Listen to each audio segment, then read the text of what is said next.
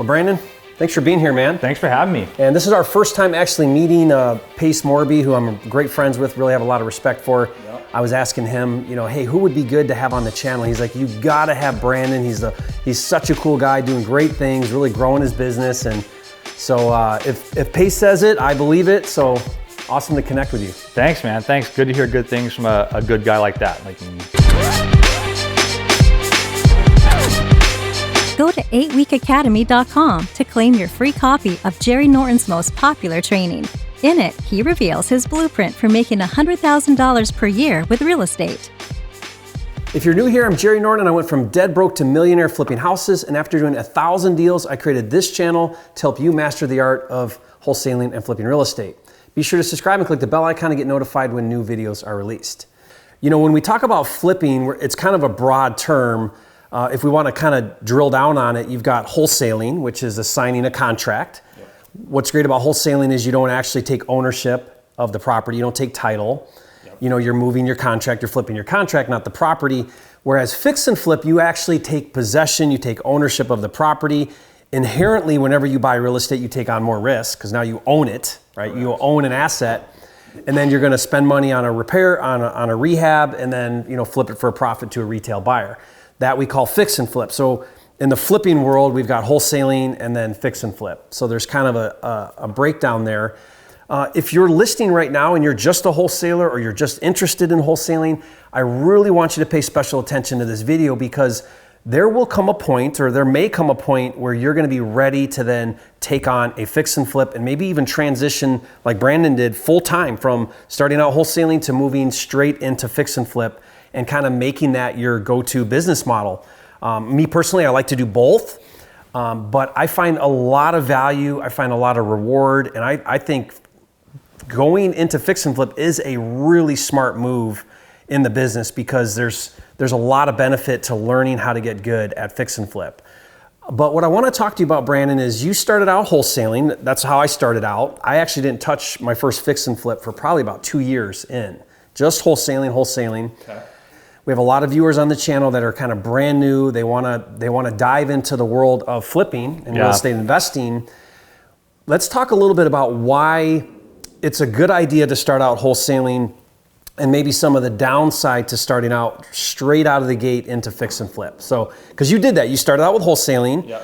Now, very quickly, you've transitioned into fix and flip. Yeah. And for you, why has fix and flip? Why? Why aren't you still wholesaling? Why have you transitioned into fix and flip? Maybe a big picture, and then let's kind of dive into some of the benefits of starting with wholesaling, some of the downsides starting with fix and flip. Okay. And go from there. So. Yeah. So I mean, clearly, if you look at it from a real estate perspective, when you go wholesale a property, there's way less risk. Oh, yeah. Right? I can go get a contract. I can probably do an earnest deposit as little as $100. Right? If I negotiate in the contract, I can go to the title company and give them my $100, and I'm really not risking anything, right? Besides maybe the relationship with that seller, which, that's just kind of the nature of the beast. So to be able to go for $100 and assign a contract that could make you $10, $20, $30, $40,000 in a matter of a couple of days is a whole lot different than going and buying a property, putting down an earnest deposit. Then probably if you're going to go get hard money, you're probably going to prepay all your interest on the deal. Then you're going to go get a contractor, you're going to pay for labor, you're going to pay for materials, you're going to hold the property, right? And then you got to hope you can sell it at the right numbers. And if you don't know the numbers, and if you haven't run through enough of those deals, there's a chance you could lose some money. And there's holding after all that, right? There's holding cost, right? And there's carrying costs, and there's time. With fix and flip, you don't see a dime until that baby sells on the end. Yeah. 6 months later, or whatever, 4 or 5 months later. If you're quick, it's 90 days. That's a quick turn and burn. That's a pretty quick flip. Yeah. So you wait to get paid. Yeah. And let's say you do your first fix and flip and okay, 10 grand. Yeah. If you've never made a ton of money before, 10 grand sounds like a lot of money, but if it takes you 90 days to make $10,000, you only made $3,000 a month and you risked, if it's your first one, probably everything you have, right? So $3,000 a month is not a great return on investment for everything you got. The biggest thing that flippers, you and I as fix and flippers, that we look at is, what kind of margins am I going to make on this deal? And I got to factor in all these things, but at the end of the day, when I net this thing out and I we're done with this deal and I walk away, what is my net profit on this deal? And that looks different for everybody, right? Yeah. Yeah, it depends on how you're going to disposition it. It depends, are you licensed? Do you need to have someone that's licensed sell it for you? Is that person going to give you some sort of discount on listing it? What are you going to charge on the co-broke?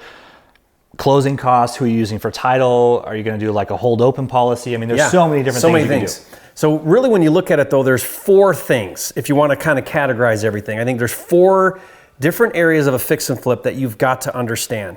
Clearly there's the cost to buy the property. Yep. So you got to acquire this property.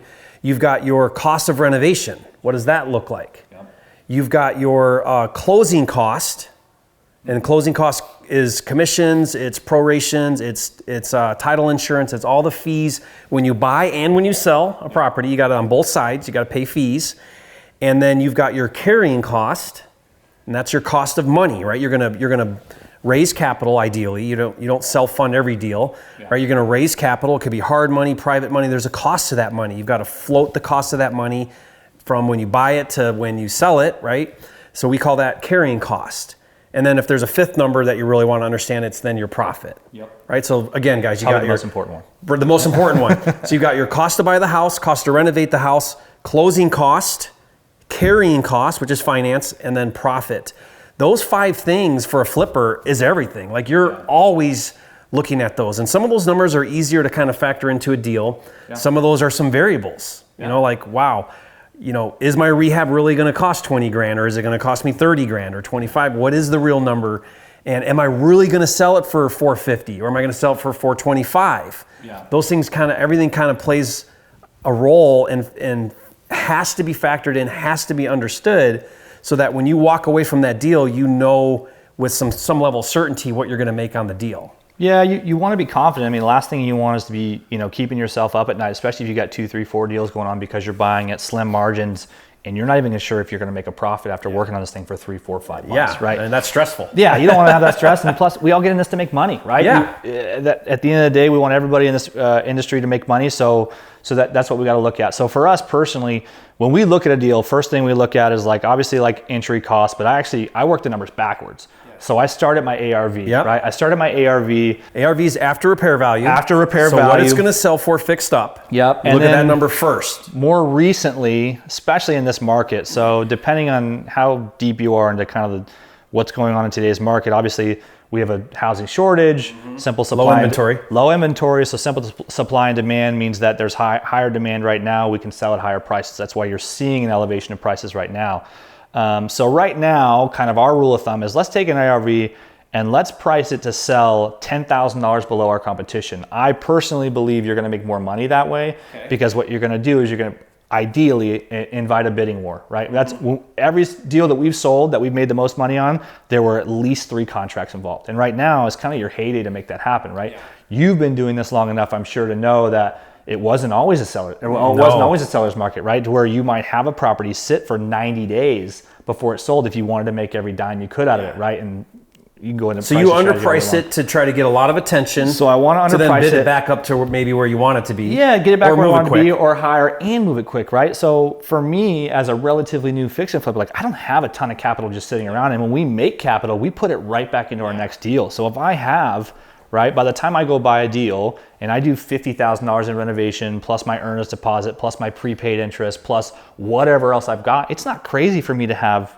$90,000 sitting in a deal that I could be using in working capital. Now that's not all profit, but if it's sitting in that deal, I don't get to go reuse it, right? So for a property to sit for 90 days for me is stupid. Like I don't want that to happen. My money's working super slow. Yeah, it's the opportunity cost of your cash. Exactly, right? You're always looking at your opportunity cost of your cash. And we talked about before, to do one deal at a time, especially if you have a partner on the deal, it's really tough to make a ton of money, right? Mm-hmm. So in order for me to do it, I've got to scale up. I've got to buy more deals at a time. If my money's sitting, I can't go buy more deals. So we'll take whatever it costs to sell it. So usually I'll take a deal, and everyone's cost is going to differ depending on, again, if you're licensed or if you're going to use an agent. We'll take that number basically times 0.95%. That it factors in our cost to sell as far as from a buy side and a sell side.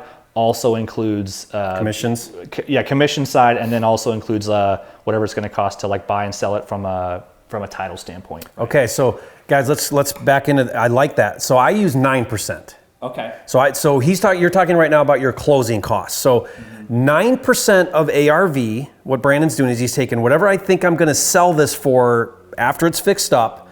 I'm going to right off the top, I'm going to take 9% off the top, or 9.5% off the top of that. And that's going to cover commissions, which could be up to 6%, right? The bulk of it's commissions. Yeah, if you're selling with an agent that you maybe you don't have a long-term relationship with, they're going to charge you 3%, and then the 3% is going to go to the buy-side agent. Maybe you can dwindle that down a little bit. Maybe pay 2.5 to the buy-side. We have some strategy where we list it for a lot less and stuff. But at any rate, factor in 6%. If you're new to this, factor in 6%, and then that gives another 3.5% to cover all of your other closing fees. Yeah, closing fees, and then don't forget about your Benzer items, right? If you go flip a house and it's a true lipstick flip, like you might not even dive to like what's going on the roof or some AC stuff. Like there's always a list. Exactly. So when he says Benzer, really, because if you're not from Arizona, we call it that here. He's talking about your end buyer is going to have a property inspection and they're going to ding you with a list. Yep. There's always a list, no matter how hard you try not to have a list. There's going to be a dozen things that they want done. So then now you're dropping another $1,500, $2,000 into. Yeah. Our last one was $3,000 we spent on inspection repairs. So he builds that into the formula. So what I do though is I take a percentage. So my goal is 15% profit. Okay. Is my desired profit budget. Okay. So now that puts me at 30% right off the top before I've even looked at renovation. Yep. Now, what's great about that, there's pros and cons. A lot of flippers say, you know what, I don't really care if I sell it for $400 or $450 or $350. I want to make $30,000 on the profit. So it's just a hard number for a profit. Yep. And the idea there is, well, it's about the same amount of work, so I don't really care what it sells for. You know, what's my end profit I want to make? I look at it a little differently. I want to make 15%. So what that means is it means the higher in price point I go on the sale, the more profit I'm going to make. And I think it should be that way personally, because the higher up in price point, the more risk you take. Because you're borrowing more money, you're selling at a higher price, you actually deserve a bigger profit in my mind. I would trust you on this. I've only been doing this a year, so I think you're probably the guy to defer to so on what that means now is it means if you start hitting like a 600 ARV, you're making what's 15% of 600? 30,000. Well, more than that, right? 60 and 90. 90. You're making $90,000 on a 600.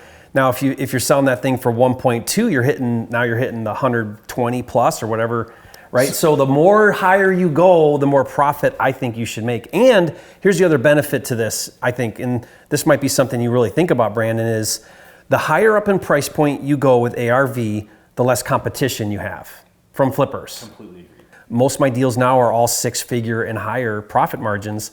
So I only need to do, on my high end, my $3 to $6 million homes, my goal is to do 3 to 6 of those a year. That's it. Yeah. But I'm hitting some pretty dang high margins on those deals. Know your numbers. Your numbers. If you don't know anything else, know your numbers. Like you could buy a house right now today. As long as the numbers are right, you could buy a house, not know anything on the construction side and go figure that out. Like I could go on Craigslist right now and find a guy to like do my tile. I could find a guy to do my countertops, right? And I could just kind of comb through people until I found the right price, maybe get a few bids on everything.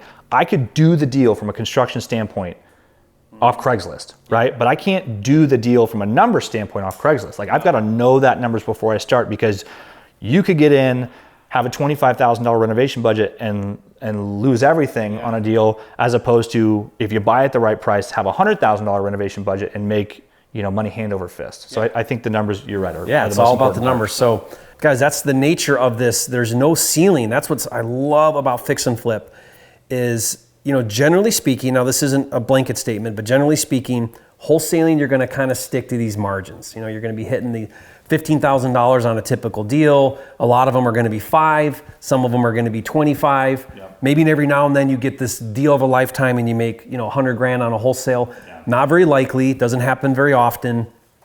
Fix and flip now though, you open up an entire world of profit margin that you just don't typically see with wholesaling. So it's pretty fun, pretty exciting. So, Brandon, I'm excited to see your journey here. I know you've got, what is it? You said you've got like 9 or somewhere around there in the pipipeline. Maybe not quite 9, but you've got... I think we're at 6 as of this week, but we're looking for 2 more. Right, like I'm looking for 2 more like today. Yeah. So we're trying to get there. The goal is to be at 10. We'll sit at 10 for a while, kind of figure that out. Maybe we'll try and bump up the margins like you're talking about a little bit, and see where we go. My advice to you would be, Brandon, don't compete with where 80 to 90% of the flippers are, and that's under 600 ARV. Yeah. If you can learn how to you're going to do little nicer rehabs, right? You're gonna be spending more on your appliances and more on that, but that's not that hard to figure out. You can figure that out and then move into the higher ARVs. You're gonna find that you're gonna be able to get those deals at better margins, less competition. Yep. So you're gonna buy them better, and your spreads are gonna be bigger because you can buy them cheaper. Don't have to do as many. You don't have to do as many to make more money. Easier money. Yep, fun stuff. Awesome, guys.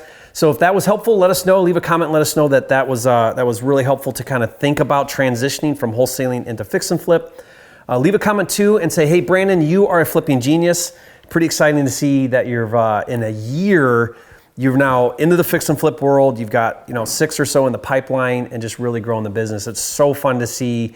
And I hope you guys take confidence in that. Started brand new, did some wholesaling, transitioned into fix and flip, and here he is a year into the business. It's awesome. Thanks. Yeah, not that smart of a guy. If I can figure it out. Yeah, he's not that smart of a guy. No. No.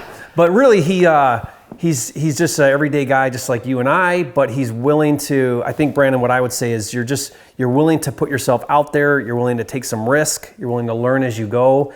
And that mentality is what's going to make you ultra successful in this business, because you're going to just continue to progress. Yeah, to me, taking no risk is more risky than taking all the risk. Because like you're where you left. Nothing ventured, nothing gained. Yeah, it's going to be the same thing as last year if you don't step out and do it. That's really, yeah, I agree. So awesome. Thanks, guys. Make sure you subscribe to the channel if you haven't yet. This is the #1 channel on YouTube for all things wholesaling and flipping, and we'll see you on the next video.